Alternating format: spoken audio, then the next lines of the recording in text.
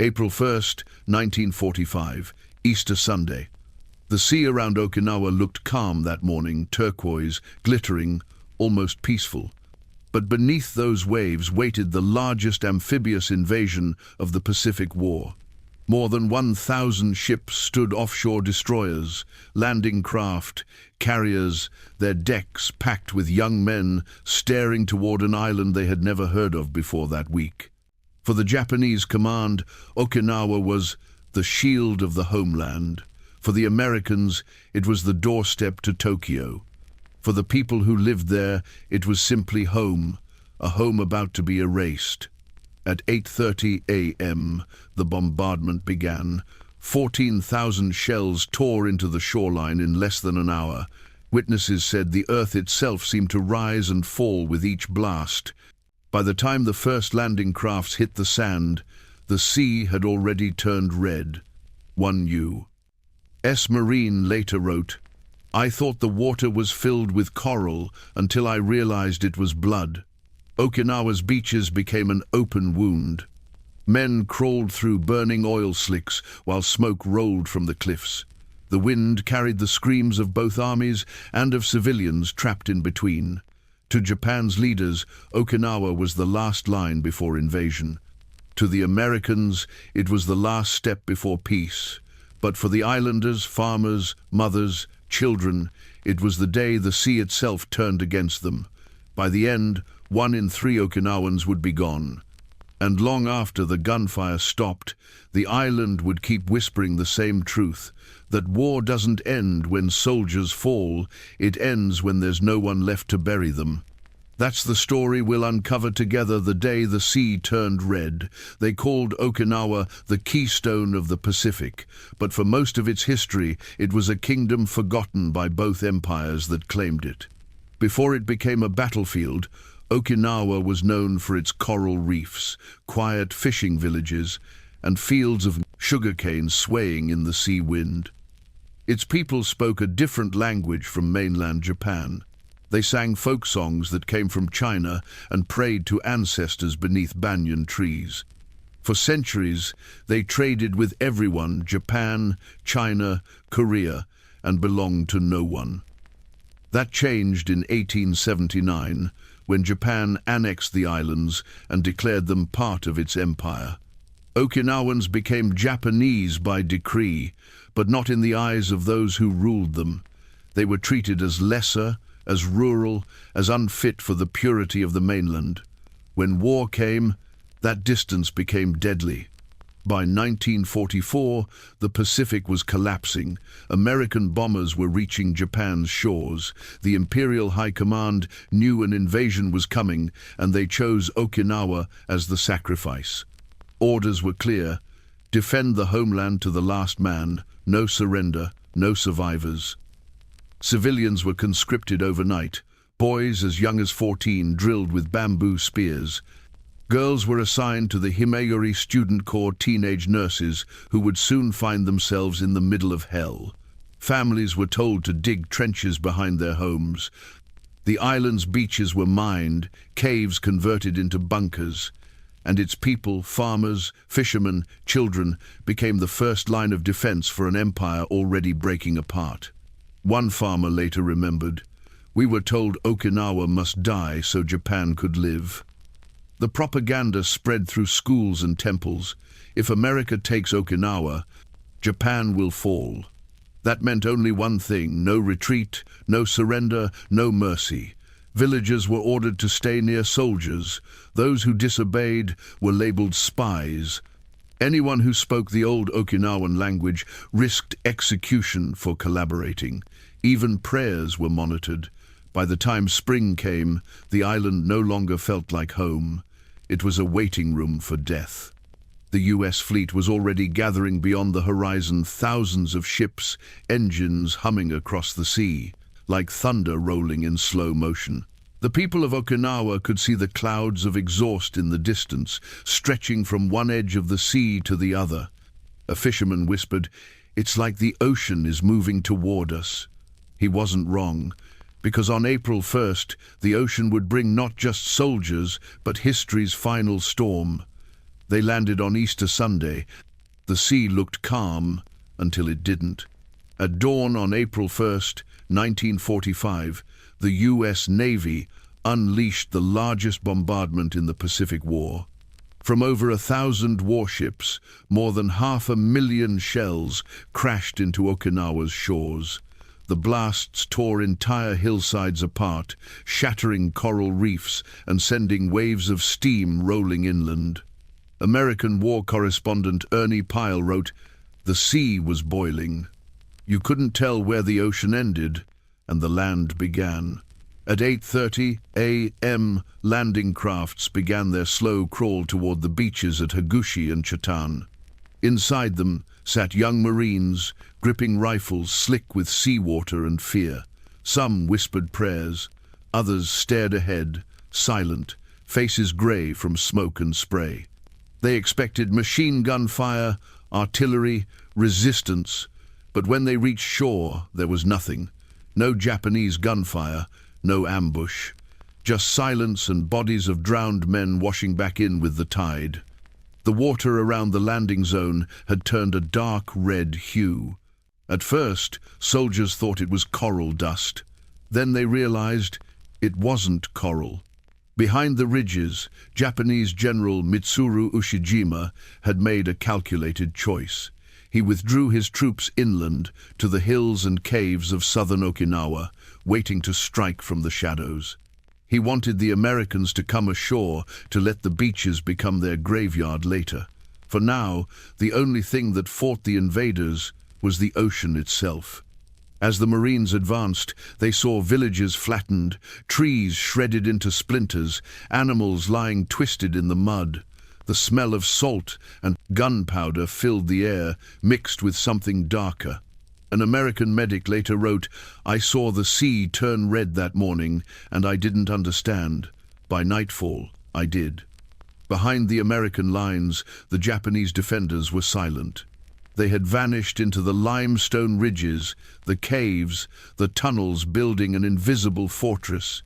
Every inch of the island would soon become a trap.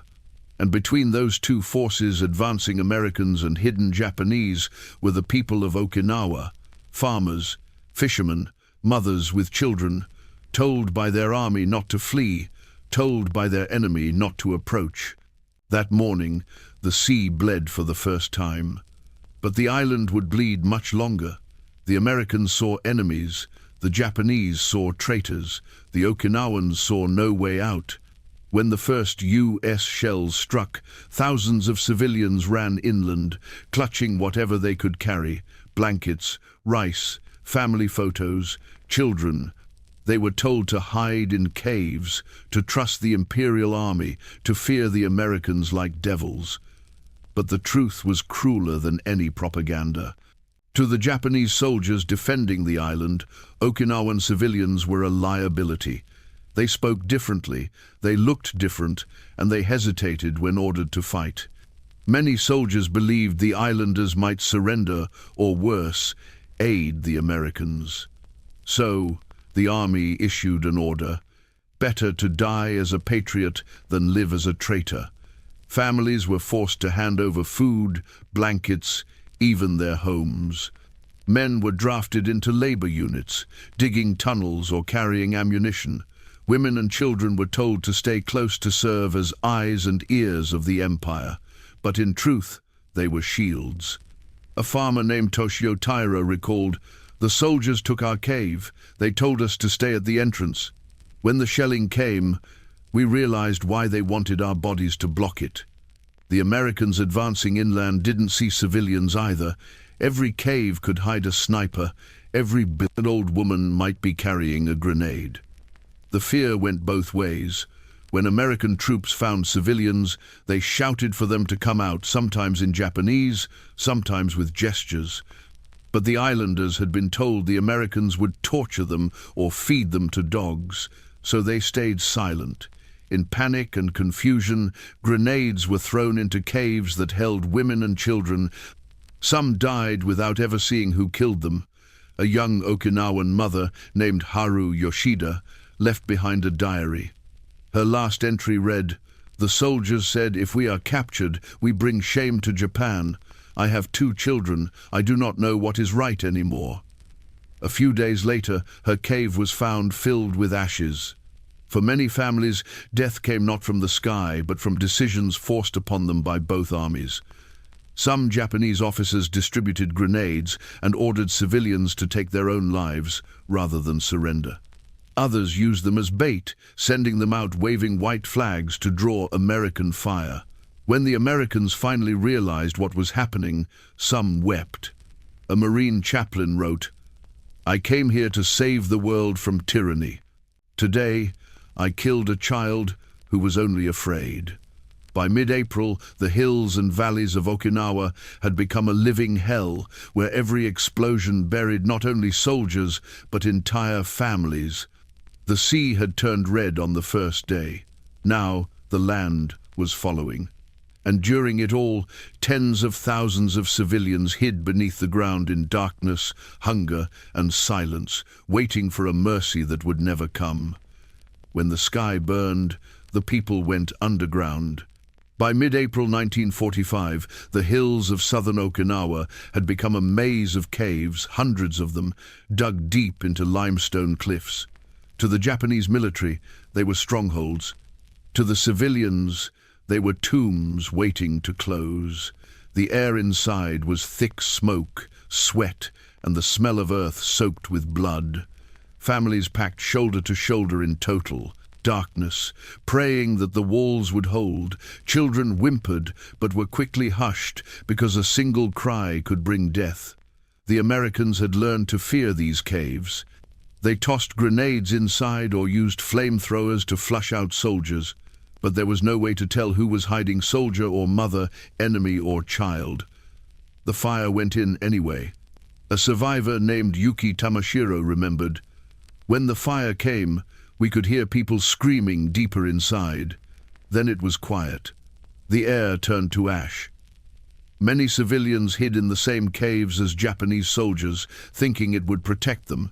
It didn't. The soldiers used their caves to store ammunition.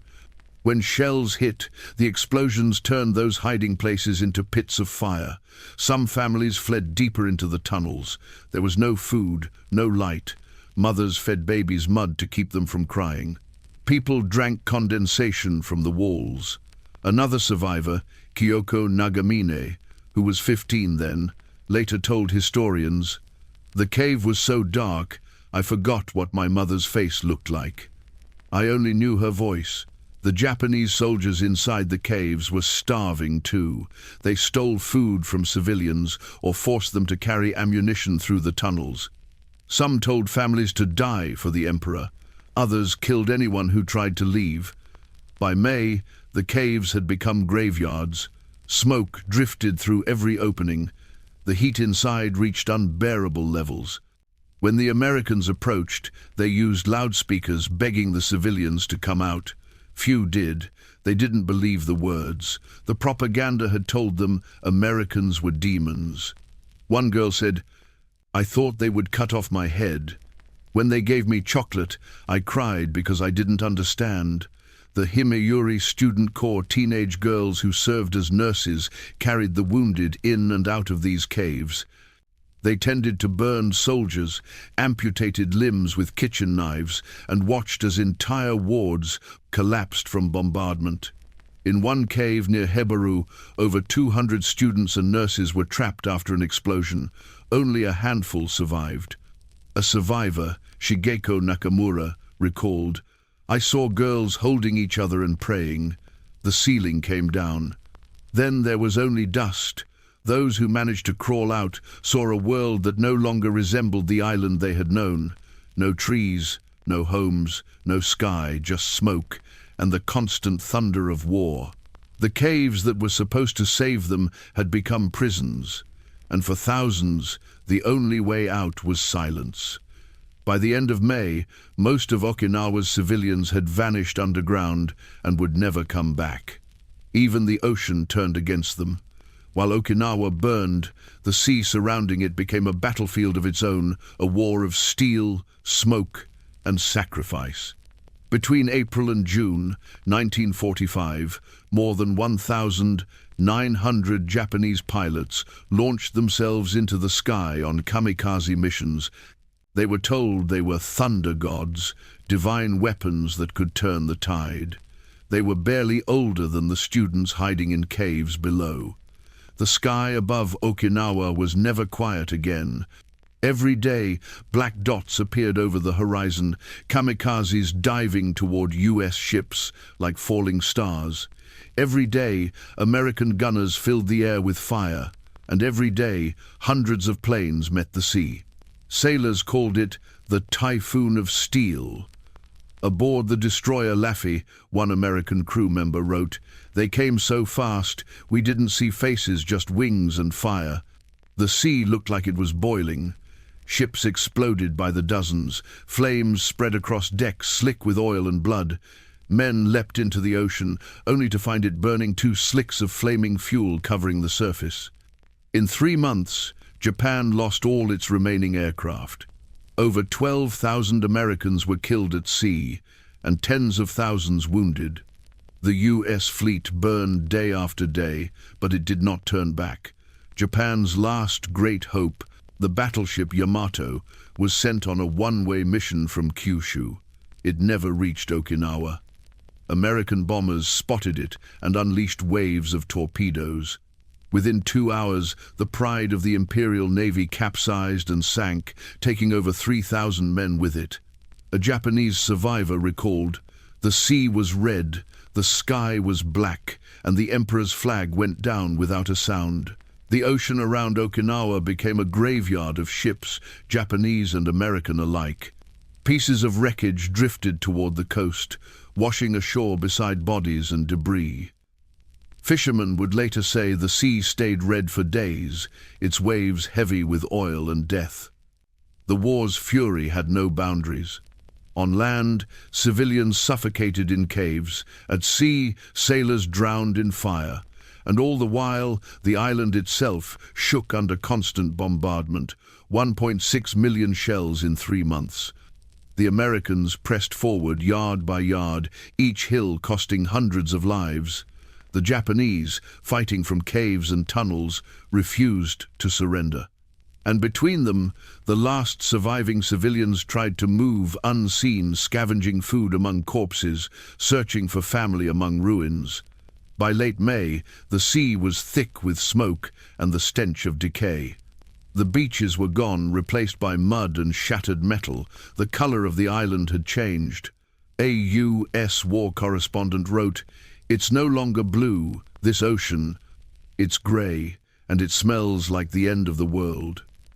By June, both armies were running out of men, out of shells, out of places to hide. But Okinawa itself still had one final horror left, the moment when the guns would fall silent and the island would finally count its dead.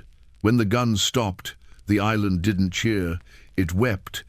By late June 1945, the battle for Okinawa was over, but no one called it victory. There was no parade, no anthem, no survivors waving flags, only silence and smoke curling from the hills that had once been home. On June 22nd, Japanese General Mitsuru Ushijima gathered his remaining officers in a cave at Mabuni. The walls were blackened by months of fire. Outside, the rain fell quietly, the first gentle sound the island had heard in 80 days. Before dawn, Ushijima bowed toward the sea and took his own life, following the samurai code. His final message read, "I thank the brave souls who defended Okinawa. May Japan learn from this blood." But what was left to learn? Over 12,500 Americans were dead.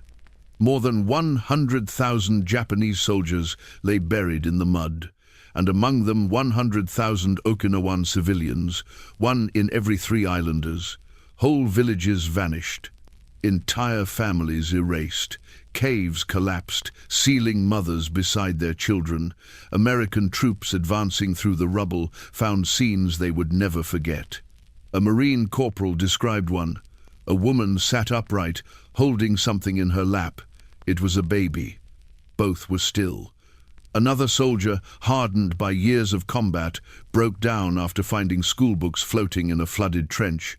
He said, "We called it liberation. But what did we liberate?" For days after the surrender, the island smelled of salt, smoke, and decay.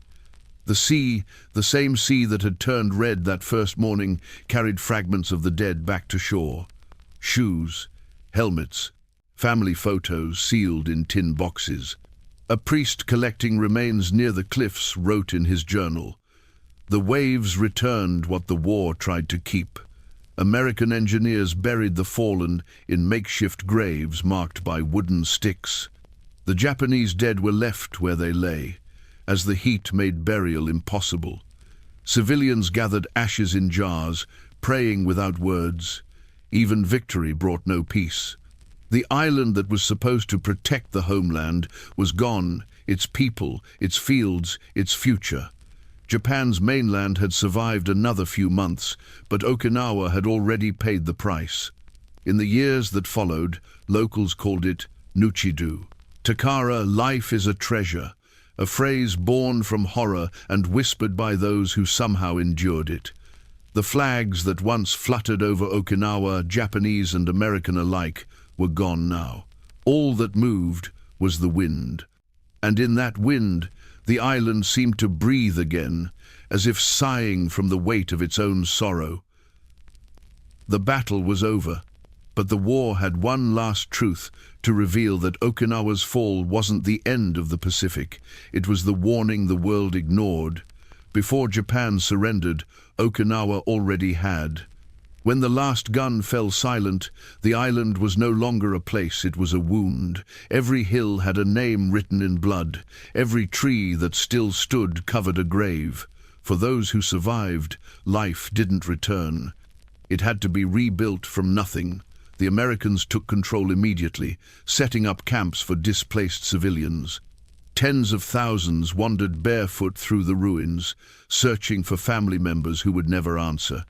Children carried scraps of paper with their parents' names written on them, hoping someone, somewhere, might recognize them. A teenage survivor, Tomiko Higa, remembered, "When the shooting stopped, we came out of the caves. The world was grey, no color, no sound, just bodies and smoke. Food was scarce, water polluted. Many drank from puddles filled with ash. Diseases spread faster than relief could arrive. The living buried the dead with their bare hands, marking graves with sticks or stones.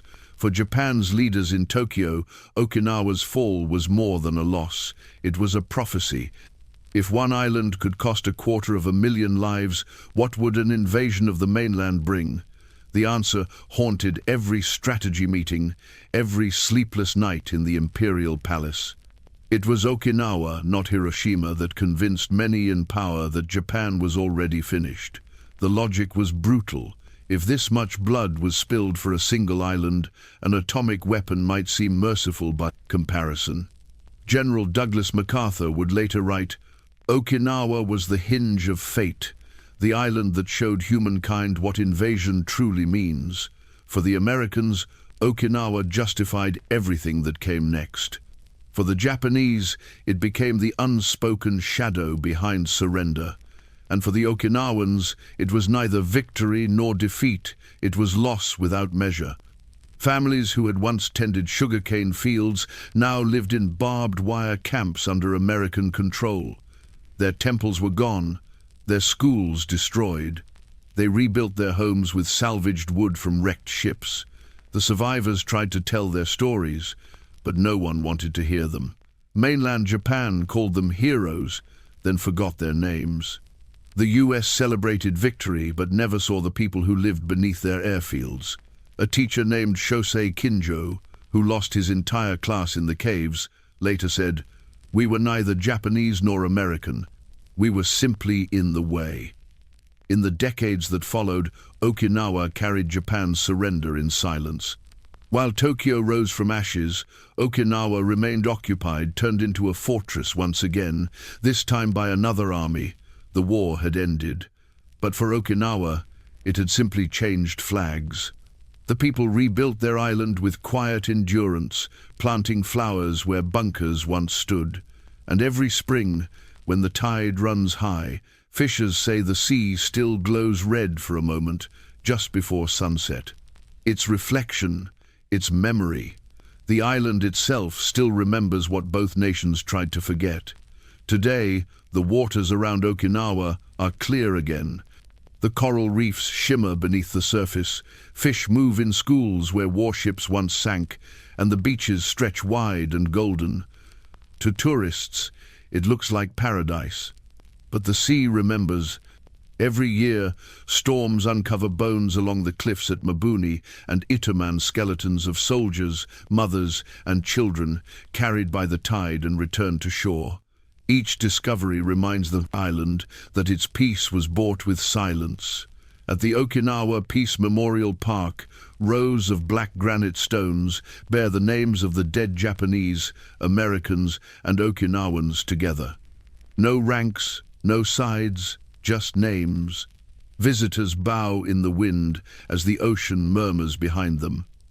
A survivor, Michiko Naka, now in her 90s, comes every year with a handful of flowers. She places them near the wall and whispers, "The sea washed away the blood, but not the memory." And she's right, because the water that once ran red with death still carries their voices. When the waves crash against the cliffs, they echo faintly, not with anger, but with warning. Okinawa's tragedy was more than a battle. It was the moment humanity looked into its own reflection and saw what it was capable of.